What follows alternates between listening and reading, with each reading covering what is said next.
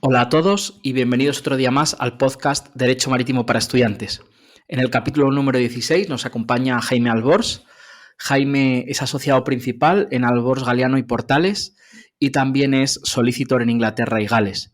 Hoy Jaime nos va a dar una breve introducción al contrato de fletamento, que es quizás uno de los contratos más importantes dentro del derecho marítimo. Buenos días, Jaime, y muchas gracias por estar aquí con nosotros en el podcast. Buenos días, Juan Pablo. Gracias a ti por invitarme. Es un placer colaborar contigo en esta iniciativa y si viene de un profesor de Carlos III, de la que soy antiguo alumno, pues me hace todavía más ilusión estar aquí. Muchas gracias. Que efectivamente no lo he mencionado, pero Jaime es antiguo alumno de la Carlos III. Tengo preparadas 3-4 preguntas que me gustaría hacerte, así que, pues sin más dilación, vamos adelante. La primera pregunta, ¿qué es un contrato de fletamento y cuándo se utiliza esta modalidad contractual? Bueno, los contratos de fletamento son contratos de transporte de mercancías. Se llaman fletamento, pues bueno, la palabra fletamento tiene su origen etimológico en el holandés fret, que significa precio de transporte, y de ahí ha ido derivando inglés freight, francés fret y español flete. Pero en realidad son, para que lo entiendan los estudiantes, contratos de arrendamiento de buques para el transporte de mercancías. Eh, Juan Pablo, una inmensa mayoría de lo que nos ponemos a día de hoy para salir a la calle, de lo que consumimos en nuestro día a día o de los combustibles también que consumen los vehículos que utilizamos, pues se transportan por vía marítima. Y por tanto se transportan en virtud de este tipo de contratos de fletamento. Como vamos a ver, hay dos modalidades fundamentales, pero en definitiva se utilizan para eso, para transportar mercancías pues a lo largo de todo el océano y por todo el mundo. Y esas son su función principal. Muchas gracias, Jaime. Te quería preguntar ahora qué tipos de fletamentos existen o son los más utilizados en el derecho marítimo y cuáles son, a grandes rasgos, sus principales diferencias. Pues los contratos de fletamento están regulados en el capítulo segundo del título cuarto de la Ley de Navegación Marítima. Dentro de ese capítulo se regulan 4 modalidades. En principio son el contrato de fletamento por tiempo, el contrato de fletamento por viaje, el contrato de transporte de mercancías en régimen de conocimiento de embarque y el contrato de volumen. Lo que pasa es que yo creo que para atender una regulación, digamos, básica, yo creo que es mejor centrarnos en los contratos tradicionales o básicos de fletamento, que son el contrato de fletamento por viaje y el contrato de fletamento por tiempo. En los otros dos contratos, uno exige conocer un poco la regulación de los conocimientos de embarque y el contrato de volumen es un contrato muy específico que, bueno, es una modalidad de contrato de fletamento por viaje. Entonces, si nos centramos en los principales, que son el contrato de fletamento por viaje y el contrato de fletamento por tiempo, pues como su propio nombre indica, en uno el porteador se obliga a transportar unas mercancías determinadas para un viaje o sucesivos viajes determinados.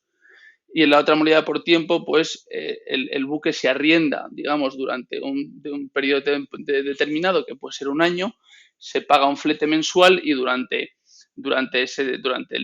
duración del contrato, pues el porteador se obliga a transportar las mercancías a los puertos que el fletador le indique.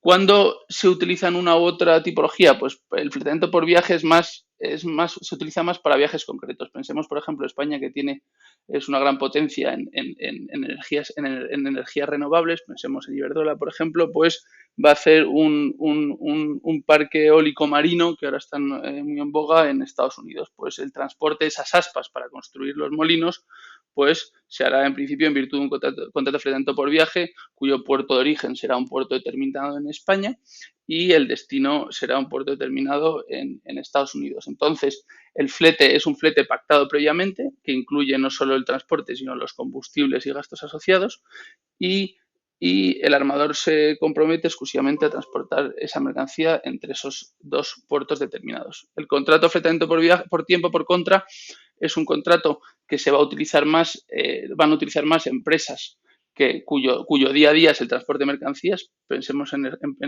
empresas de producción de petróleo, por ejemplo. En España la mayoría del petróleo que utilizamos se importa y por tanto pues un Repsol de turno, por ejemplo, pues a lo mejor fletará un buque durante un año para transportar el petróleo que ellos extraen a sus refinerías y luego de las refinerías a los distintos puertos para su utilización en los distintos métodos de propulsión. Entonces, la diferencia sustancial en el fletamento por tiempo, además, los gastos variables, digamos, son por cuenta del fletador. ¿Por qué? Porque uno paga al armador un flete mensual, pero además ahí están los gastos de combustible, gastos portuarios, como el armador no sabe a qué puertos de destino se le va a dirigir ni el combustible que va a tener que consumir, pues además del flete, el fletador paga los gastos variables, que son fundamentalmente eso, combustibles y gastos portuarios, etcétera, etcétera.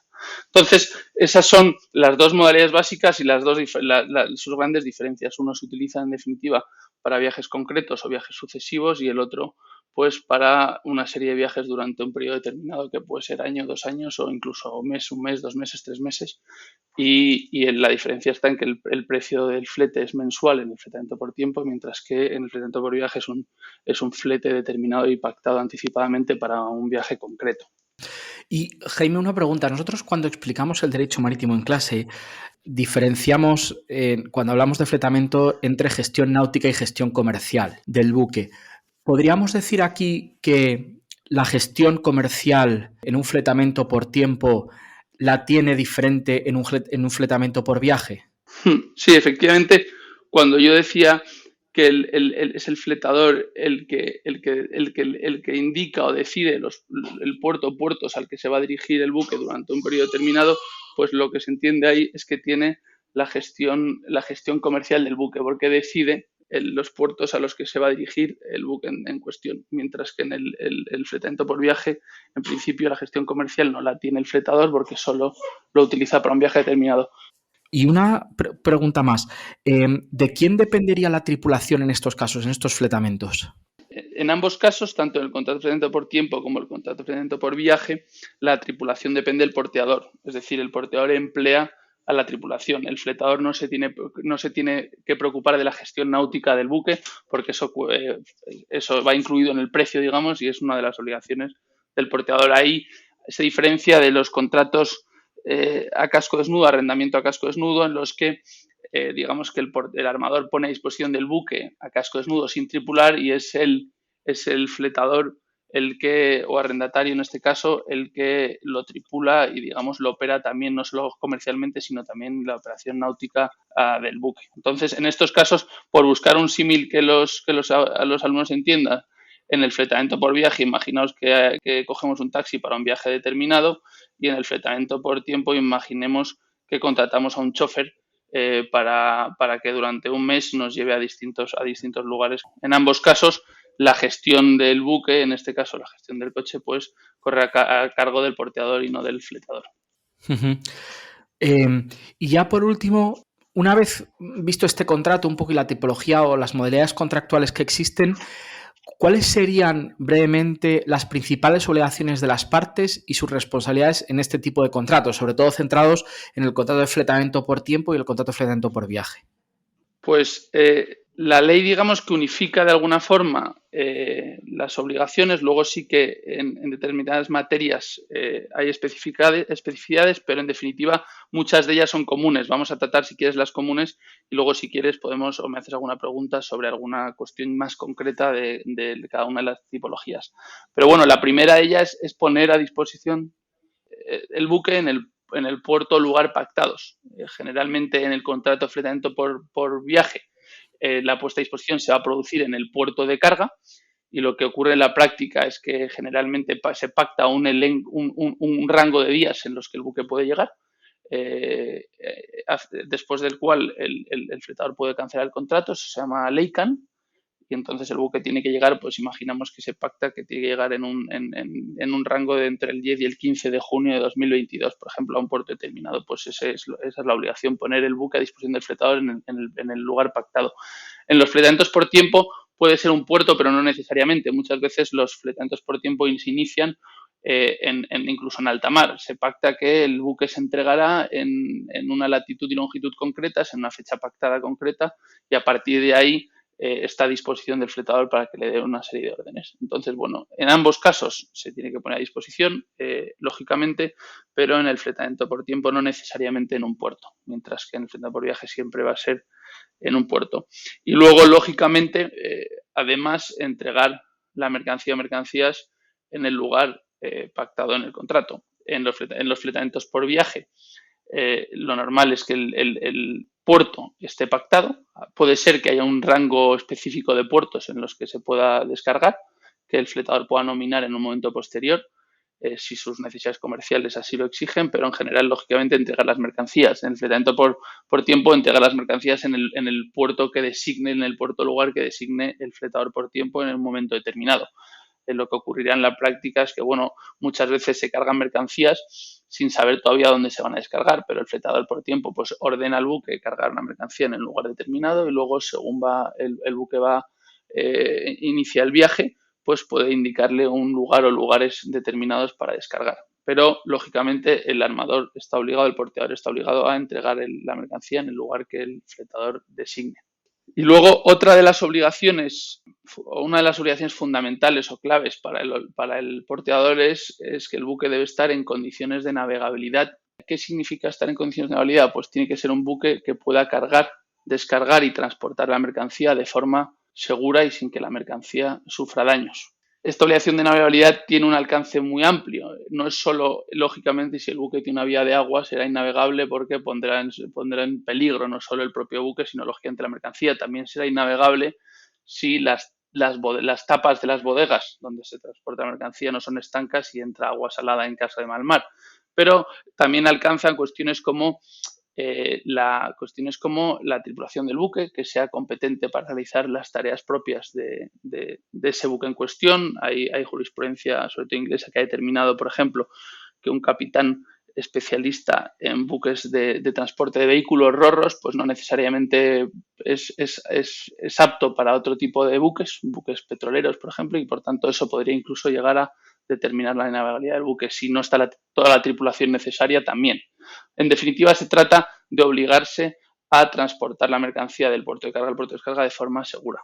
En la ley en la Agencia Marítima se configura como una garantía al inicio de cada viaje o sucesivos viajes, es decir, el buque debe estar en condiciones de navegabilidad en el momento de comenzar el viaje.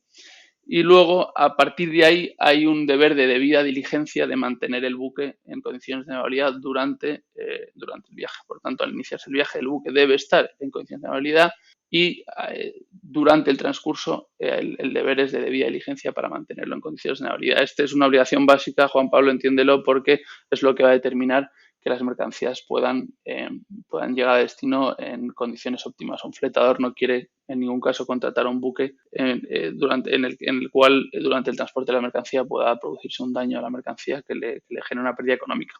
Entonces, esa es la obligación, digamos, básica del porteador. Hablando de las del fletador, pues la primera es poner a disposición la mercancía en el puerto de carga.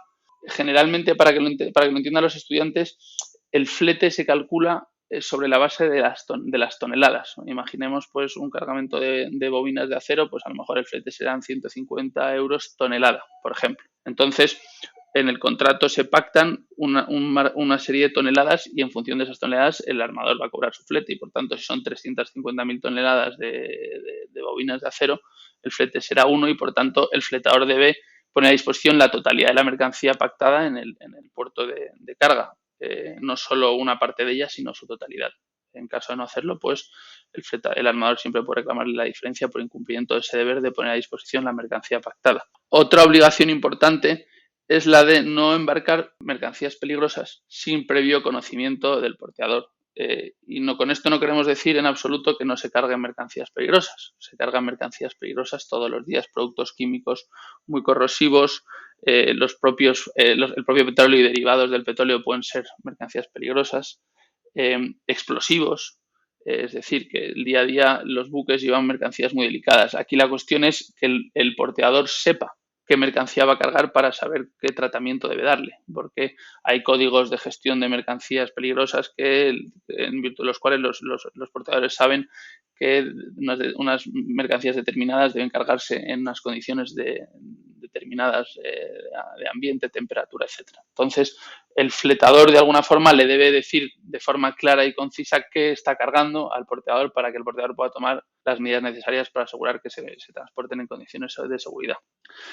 Y luego, lógicamente, está el pago del flete. Es una obligación fundamental del fletador, que es pues pagar el flete al portador, el flete pactado.